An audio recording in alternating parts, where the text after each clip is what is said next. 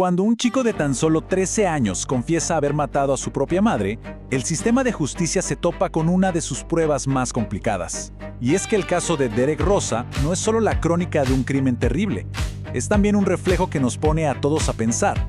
¿Dónde exactamente termina la infancia y dónde comienza la responsabilidad de un adulto? La acusación es, sin duda, un golpe durísimo. Un hijo que apuñala a su madre. Pero, como sabemos, en el mundo legal las cosas rara vez son tan sencillas.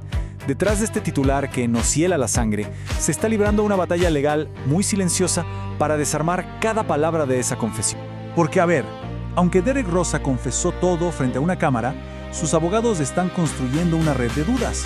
Una defensa que busca atacar cada prueba, cada testimonio. Vamos a meternos de lleno y a desarmar juntos esa estrategia, pieza por pieza. Ok, para poder entender la defensa, primero tenemos que entender el crimen.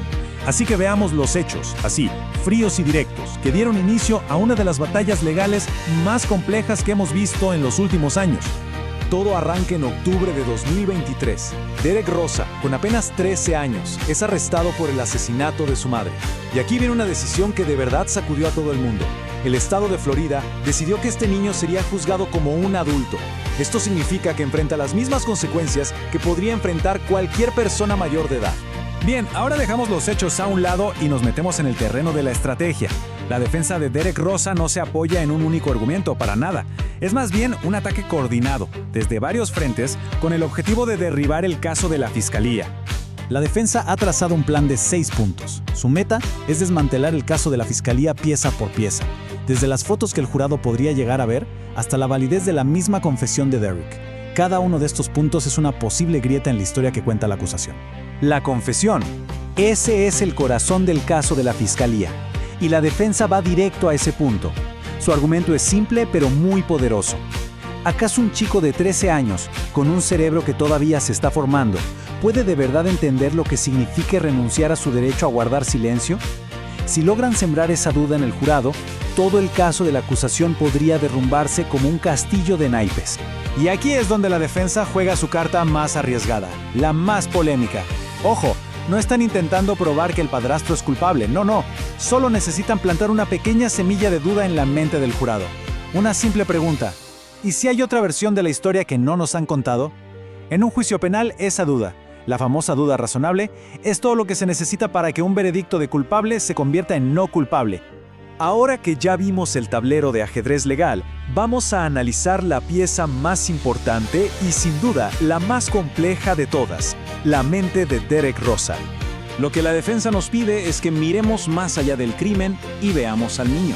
Un niño con diagnósticos de autismo y TDAH, condiciones que, según expertos como la psicoterapeuta Robbie Ludwig, afectan directamente el control de los impulsos.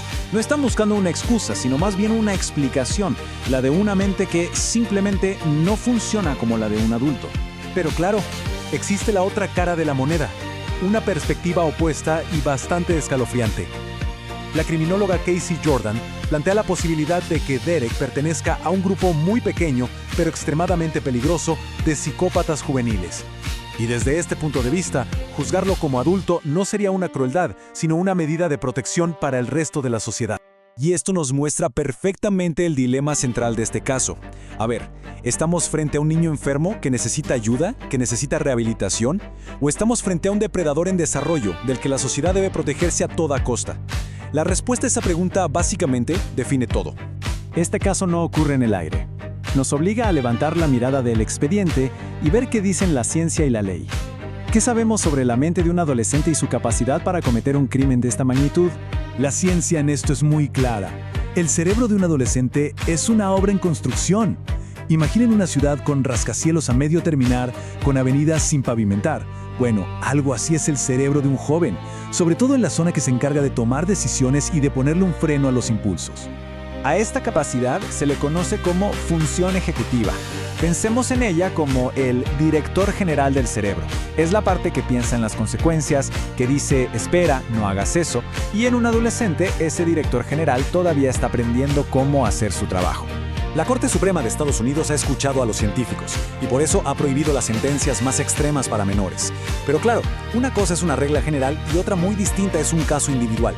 Una cosa es decir que los adolescentes como grupo son diferentes y otra es decidir el destino de una persona.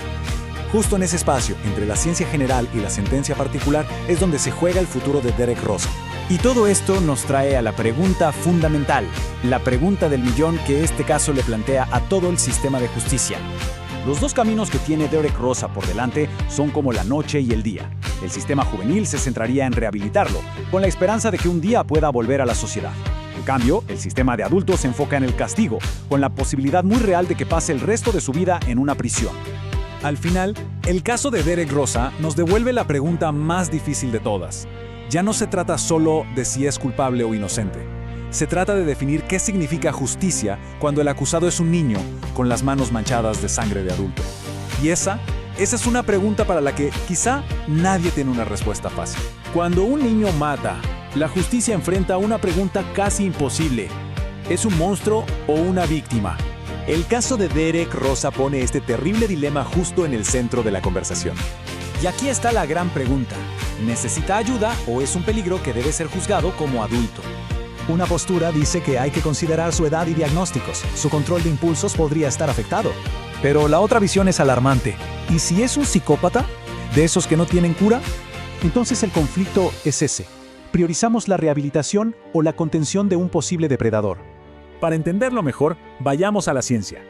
¿Qué pasa en el cerebro de un adolescente? Hay un concepto clave: el control ejecutivo. Es como el jefe del cerebro, el que toma las decisiones. Resulta que este cerebro está literalmente en construcción, y la parte del juicio madura al final. De hecho, esa ciencia ya ha influido en casos judiciales, argumentando que los jóvenes son distintos a los adultos. Pero claro, una imagen del cerebro no es un veredicto final, no es tan simple. La ciencia habla de promedios, no de una persona en un día concreto. No puede predecir un comportamiento. Y este debate tiene consecuencias reales, como la cadena perpetua para menores, o sea, morir en prisión. Aquí tenemos la tensión. La ciencia apunta a la rehabilitación, pero la ley muchas veces exige castigo. Al final, la pregunta es, ¿dónde se traza la línea entre proteger a un niño y proteger a la sociedad? Como vemos, no hay respuestas fáciles. ¿Justicia o tratamiento? Sus opiniones las vemos en los comentarios.